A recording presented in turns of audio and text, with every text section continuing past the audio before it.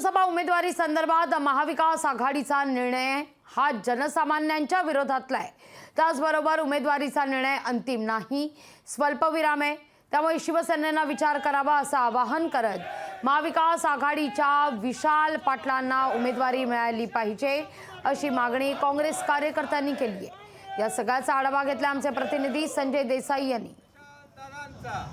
महाविकास आघाडीचा मागच्या 15-20 दिवस पाक सांगलीपासून दिल्लीपर्यंत ज्या चर्चा चालू आहेत, जे सगळं वातावरण चालू आहे, यावरून आम्हाला असं वाटलेलं की बाबा काँग्रेस पक्षालाही महाविकास आघाडीतून जागा सुटेल, पण आज निर्णय काय तर वेगळाच लागलेला आहे। शिवसेनेलाही जागा सुटलेली आहे आणि शिवसेनेची ताकद इथं पूर्णपणे नगण्य आहे, ताकद काहीच नाही आहे। आम्हाला सर्वांना असं वाटलेलं आहे की काँग्रेस पक्षाची ताकद इथं जास्त आहे आणि जर सामान्य लोकांचा विचार केला तर बीजेपीची महागाई,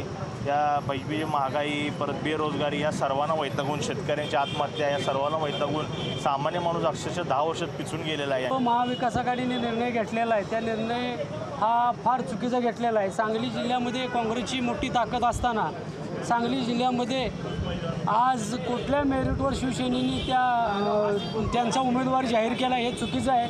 आज काँग्रेसचा सांगली जिल्ह्यात मोठा मतप्रवाह आहे आणि त्यामुळे सांगली जिल्ह्याचं महाविकास असं तुम्हाला वाटतंय आणि विशालदादा लढावं असं 100% आम्हाला वाटतं। विशालदादा गेले 2-4 वर्ष झाले, अगदी विशालदादा असतील, विश्वजित कदम साहेब असतील, गेले 2-4 वर्ष झाले काँग्रेसचे पक्ष वाढवण्यासाठी प्रयत्न करत आहेत आणि वाढवण्याचा प्रयत्न करत असताना त्यांना तिकीट मिळेल अशी काँग्रेस पक्षाच्या सर्वसामान्य कार्यकर्त्यांना अपेक्षा होती, पण आज ती मिळाली नाही। आज वरिष्ठ नेत्यांनी सर्व येणाऱ्या काळात निर्णय घेऊन जे निर्णय घेतील विशालदादा त्यांच्यासोबत आम्ही आहे।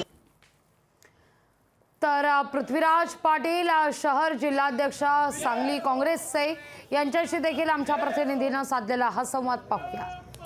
गेल्या काही दिवसांपासून जी काही काँग्रेस आक्रमक होती, हा सांगली जिल्हा काँग्रेसचा बालेकिल्ला मानला जातो, त्यासाठी या ठिकाणी काँग्रेसलाच उमेदवारी मिळावी म्हणून हट्टहास होता। मात्र आज महाविकास आघाडीने शिवसेनेला ही जागा सोडल्यामुळे आता काँग्रेस आक्रमक झालेली पाहायला मिळत आहे। आपल्यासोबतच काँग्रेसचे जिल्हा अध्यक्ष पृथ्वीराज पाटील यांच्याकडून जाणून घ्या की नेमकं काय भूमिका याच्यापुढे असणार आहे।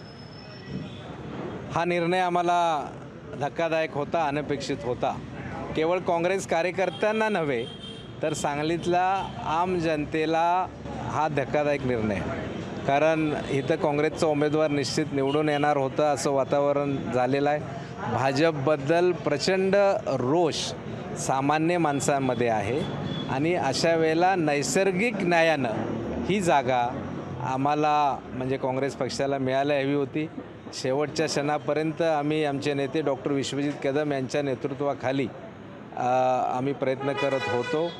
अजूनही आम्ही प्रयत्न सोडलेले नाहीत, कारण जसं भाजपनं शिंदे साहेबांच्या शिवसेनेनं अशा काही डिक्लेअर झालेल्या जागा सोडल्या आणि त्या फक्त आणि फक्त सर्वेच्या निकषाच्या आधारे इथं जागा जिंकून येत नाही म्हटलं, जिंकणं हाच निष्कर्ष असला पाहिजे। तसाच एजेंडा आमच्या इंडिया आघाडीचा आहे। इथं देशातून भाजपला पराभूत करायचं आणि सांगली जिल्ह्यातून काँग्रेस निश्चितपणानं भाजपला पराभूत करू शकत होतं।